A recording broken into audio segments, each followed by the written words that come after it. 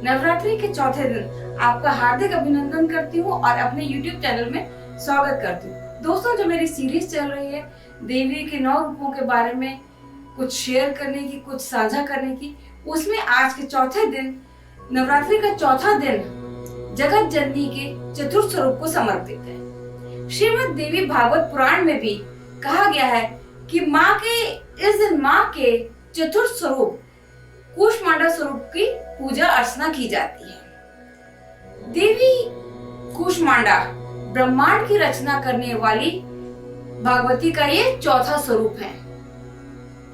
दोस्तों, पुराणों में कहा गया है जब इस संसार की सृष्टि नहीं हुई थी, यानी प्रलय से लेकर इस सृष्टि की रचना तक पूरी जगह सारे ब्रह्मांड में अंधकार ही अंधकार था, कुछ भी नहीं था। तब देवी ने अपनी मंद मुस्कुराहट से, हल्की सी मुस्कुराहट से इस आदि शक्ति ने इस ब्रह्मांड की रचना करी। अगर हम माता के कूष्मांडा नाम का ब्रेकअप करें, इसको छोटे छोटे हिस्सों में देखें तो कू का अर्थ होता है कम या अल्प, कूष का मतलब ऊर्जा, शक्ति, अंडा का मतलब, मंडा का मतलब यहाँ पे है ब्रह्मांड से रिलेटेड। तो माता ने अपनी मंद मुस्कुराहट से इस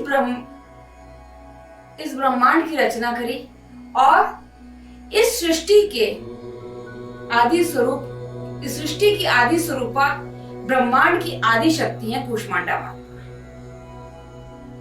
कहा जाता है कि माता ने ही इस सृष्टि की रचना करी और सारे सूर्य मंडल को भी उन्होंने ही अवतरित करा।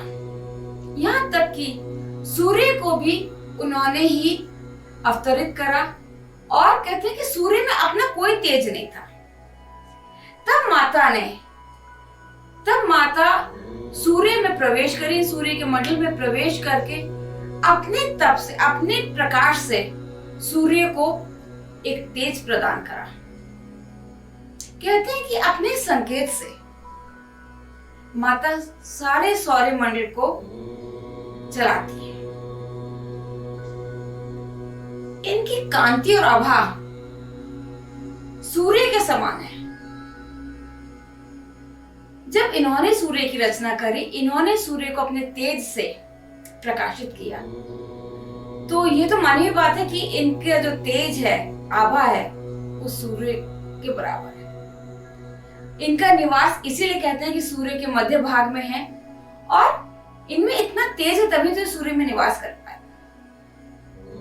और इनकी आभा और कांति की तुलना तो कोई देवी देवता नहीं कर सकते। इनकी तुलना सिर्फ स्वयं से हो सकती है, यानी कूष्मांडा माता का तेज और प्रताप किसी में नहीं है।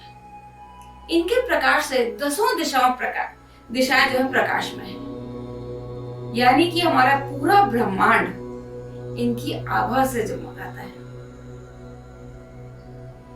ऐसे रूप है हमारी कूष्मांडा माता का।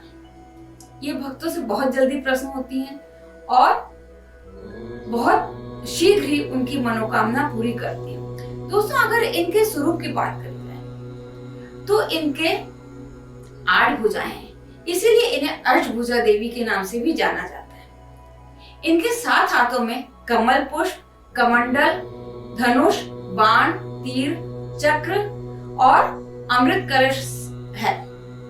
और इनके 8वें हाथ में जप की माला है, जिसमें अनेक प्रकार की सिद्धियां प्राप्त हैं। इनकी आराधना करने से साधक को अनेक प्रकार की शक्तियां, सिद्धियां प्राप्त हो जाती हैं।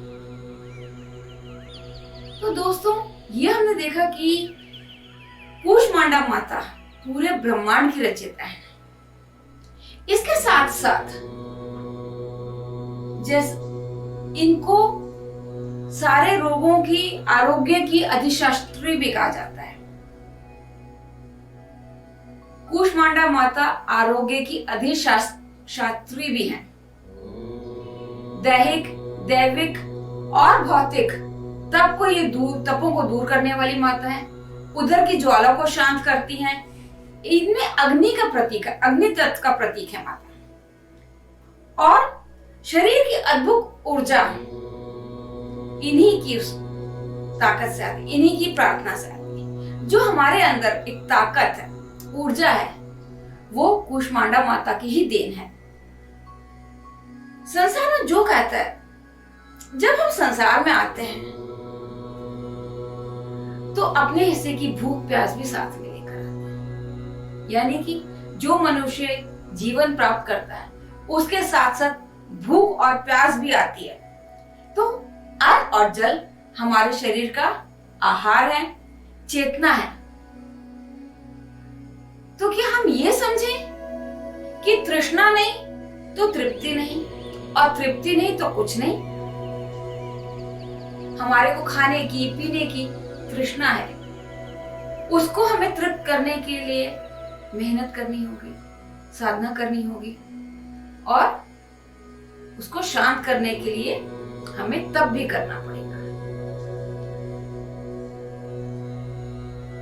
तो इनका ये स्वरूप हमें यही सिखाता है कि अगर हमारे में चेतना नहीं, कि आवश्यकता नहीं हमारे को, तो कुछ भी नहीं, तो जग नहीं है। यानी कि जो हम अपने साथ, जब हम पैदा होते हैं तो जो भूख प्यास हम अपने साथ लेके आते हैं, और अन्न जल जो हमारा आहार है, तृप्ति है, तो कहते हैं कि तृष्णा है, जिसको पूर्ण नहीं करी जाएगी तो जग नहीं है। अगर इनका ये स्वरूप ये बताते हैं कि अगर आवश्यकता नहीं है कुछ भी, तो जग नहीं है, और जग नहीं है तो कुछ नहीं है। इसी पूरे जग की रचयिता तो है कूष्मांडा माता। तो दोस्तों, कूष्मांडा माता हमारे ब्रह्मांड की रचयिता है, साथ ही साथ ये आरोग्य की अधिशास्त्री शक्ति भी है। तो आइए हम आज के इस पावन पर्व पे, नवरात्रि के चौथे दिन पे, कूष्मांडा माता का आशीर्वाद प्राप्त करें और उनको शत शत नमन करें। धन्यवाद दोस्तों।